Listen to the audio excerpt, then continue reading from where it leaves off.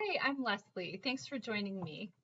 My new social media platform is called Uplift, and it's a place where people can go for support, encouragement, and inspiration. It will feature a news feed where people can post uplifting content such as stories, quotes, scriptures, thoughts, things like that. Now, I have a master's degree in clinical social work, and the concept of this platform is very much inspired by my background and my desire to contribute meaningfully.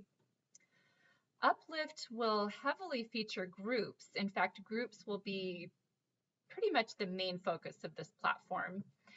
And it's where those with like needs can join and both give and receive the help and support that they need.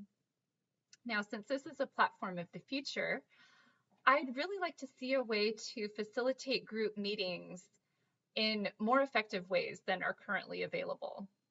Something like everyone's picture in a thumbnail grid across the screen might make it feel more like a group discussion. Maybe everyone could attend support meetings via hologram or something like that. It's the future. Who knows? Anything could happen. To be realistic, group sizes would definitely need to be limited. So there might be multiple groups for the same issues. Also, the topics would need to be very specific so that people can find the specialized and tailored help that they need. This aspect is just really important to me. I think it's essential to hone in on the details so that each member can feel understood by people who have been through the same thing that they have and can share unique ideas and advice for things that have helped them through those specific circumstances. For example, I could start a group called Survivors of Unwanted Divorce. And I'm using myself as an example to illustrate that this group would look very different from a group for those who perhaps initiated a divorce, which would also look very different from a group whose divorce was mutually agreed upon by both spouses. Now, I hope I don't make anyone feel uncomfortable by sharing this, but my experience is kind of at the heart of the groups on this platform and is what really gave birth to this concept.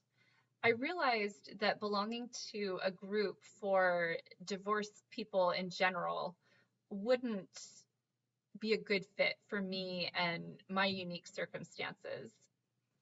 A few more examples could be a group for parents who have lost young daughters due to accident, a group for parents who have lost adult daughters to disease, parents whose high school aged boys are abusing substances, people who have a family member that's incarcerated for specific crimes, refugees from a specific country or region of the world. I think a platform like this is needed because everyone goes through trials. And knowing that there's a place to go could be a great resource for those who are struggling. Oftentimes, we feel alone and misunderstood in our trials, and Uplift can help provide an antidote for that. One of the qualities that makes this a good social media platform is that it's a place of positivity and caring in an increasingly negative and divided world. People could post encouraging messages and success stories in overcoming struggles. I'd love for it to become a haven for anyone who wants to reach out and connect with caring people. Another quality that I feel would make this a good platform is that I envision it being a place where people can get connected with therapists, experts in mental health issues, and many other resources. For example, therapists could offer one-on-one sessions. Experts could hold webinars. Therapists could be facilitators for those specific groups. Providers can share research or advice based on their area of practice on their feeds so that people can follow them based on their own interests and individual needs. Uplift would be a platform that has very clear and firm guidelines about promoting positivity and support. Any negativity would not be tolerated, and anyone doing that would be blocked from the platform. I see this as very different from existing platforms that are out there currently. People can choose to promote positivity on Facebook, and oftentimes they do. In fact, I feel that our church, the Church of Jesus Christ of Latter-day Saints, is an excellent example of this. But Facebook can also be used as a place for negativity, a place to rant, to make others feel bad about themselves, to promote divisive political agendas, and to just show off. Monetizing the platform will be tricky, but I do have a few ideas.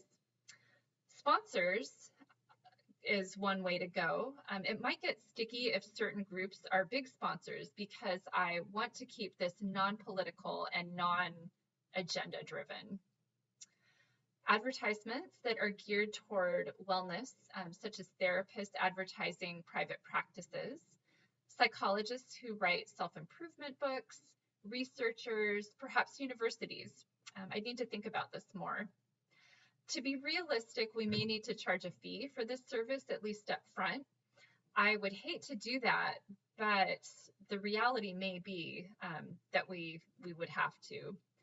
Therapists and other experts might be willing to volunteer, so that could be another way to help support this platform. Now, this platform, Uplift, may sound like it's too good to be true. I know there are a ton more details that would need to be worked out, but this is the general idea. I'm pretty excited about it, and I wish I had the time to make it a reality, but maybe someday. Anyway, thank you for listening, and I hope you have a great day. Thanks. Bye.